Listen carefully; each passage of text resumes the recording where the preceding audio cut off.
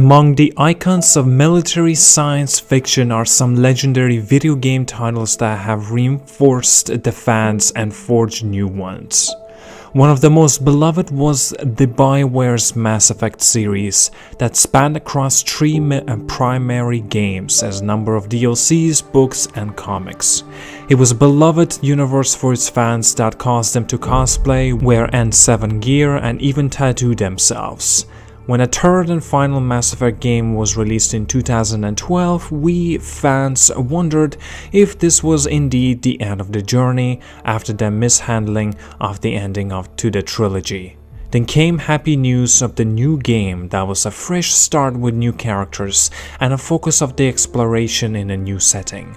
When 29th Century centered game was released in March of 2017, there was an understandable disappointment and many fans felt deeply betrayed by EA and BioWare. But it was worth the hate and loathing, that's the question. So I've decided to embark on the journey to the Andromeda galaxy to see if this was the betrayal of the heritage of the Mass Effect games or a merely misunderstood entry into this franchise.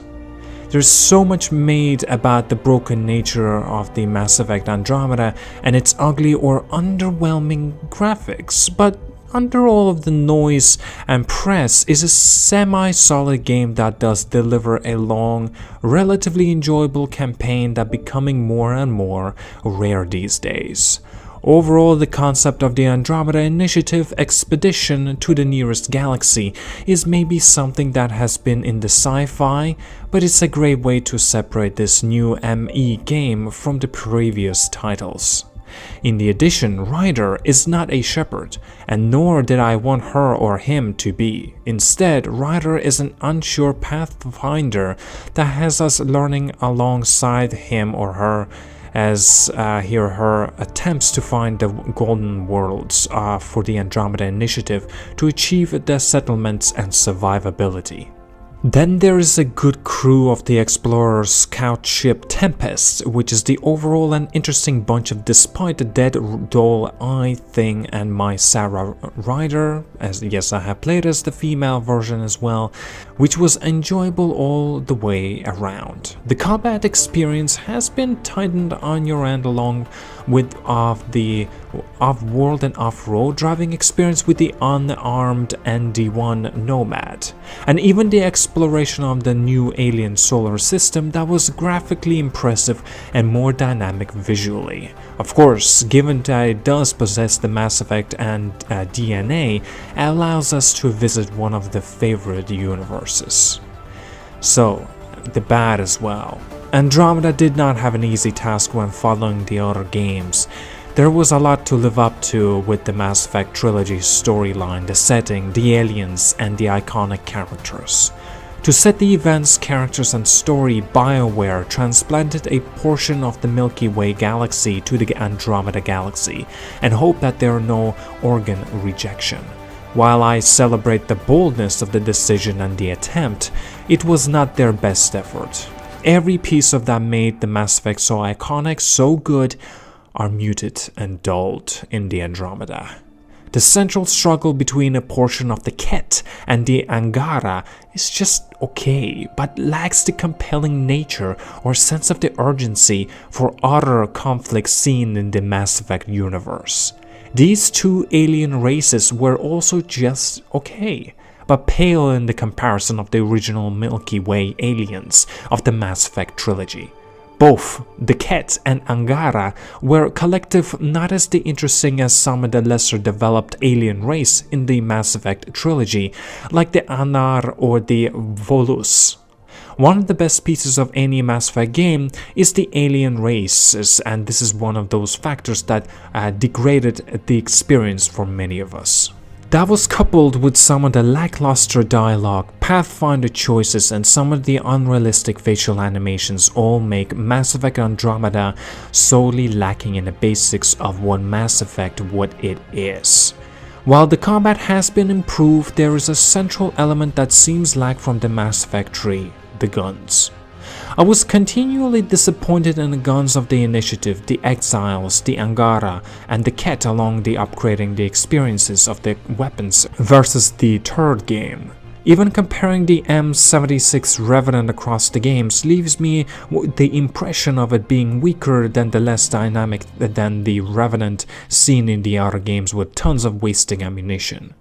Then there is a difficulty of the Mass Effect Andromeda. I never died due to the hostile gunfire during the final mission, and my only combat deaths throughout the game only came when I embarked on the direct action mission to clean out the flophouse on the Aladdin.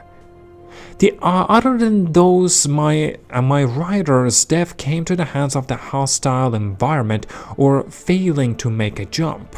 One of the most notable new features of the game was to be the exploration of various exoplanets in the Helios cluster. This was a cutback in the finalized game to just a few worlds that were to be made habitable by the actions of the Pathfinder. While each planet is different and the dangers and the solutions are not exactly the same, I don't know, I just became bored by the process after the third planet. This is the thing with this game, it is disconnected, and while I'm not sorry for paying for it or perhaps even playing with it, I doubt that I will replay it like I did in the order of the Mass Effect games. Oh, and the ending is rushed, an anti-climax. And here comes the ugly. It will be assumed that the ugly portion of this review will be the underwhelming graphics of this game. Yes, the visuals are not the best feature of the game, but that's not the worst part of the game. Far from it. Mass Effect Andromeda was the more of the exploration-focused Mass Effect game rather than tied to the overarching storyline presented in the original trilogy. It was a chance to begin again in a golden land of opportunity and adventure in the Andromeda galaxy. It was promised by the Mass Effect Andromeda team that Ryder and a company would be exploring procedurally generated worlds on the unseen total. Yeah, that did not happen.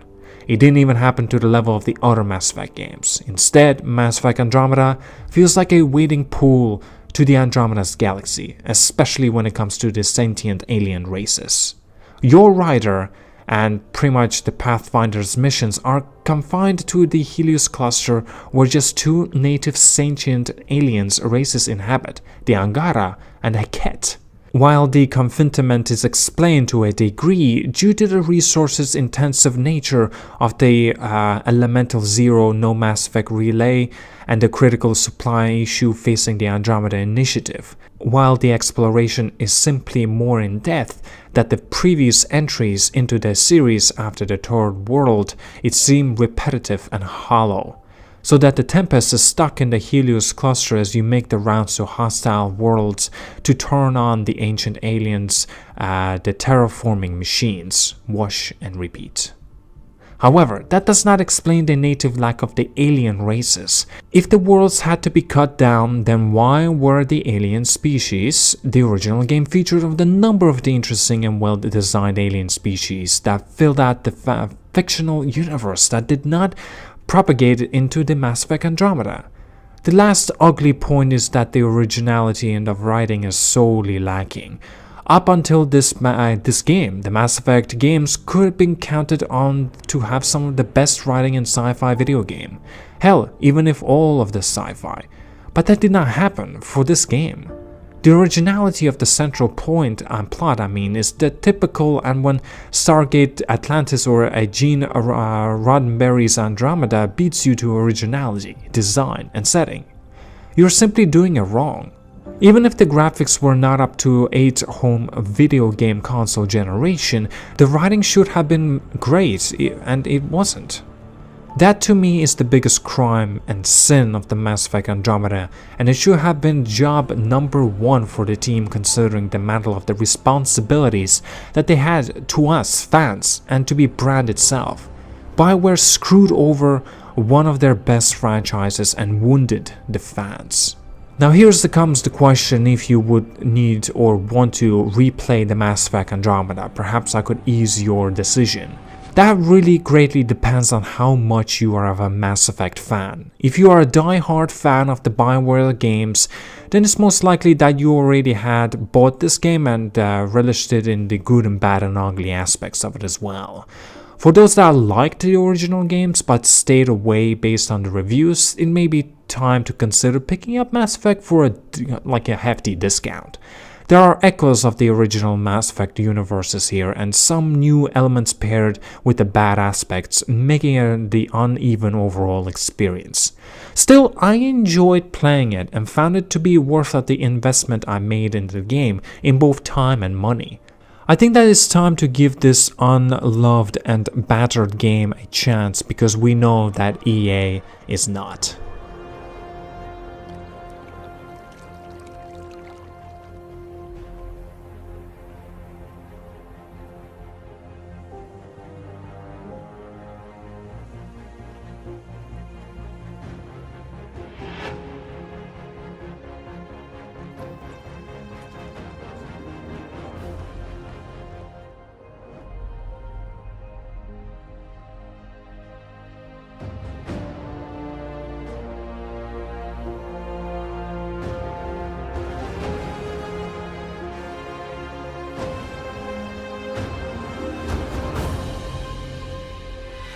You cashed in on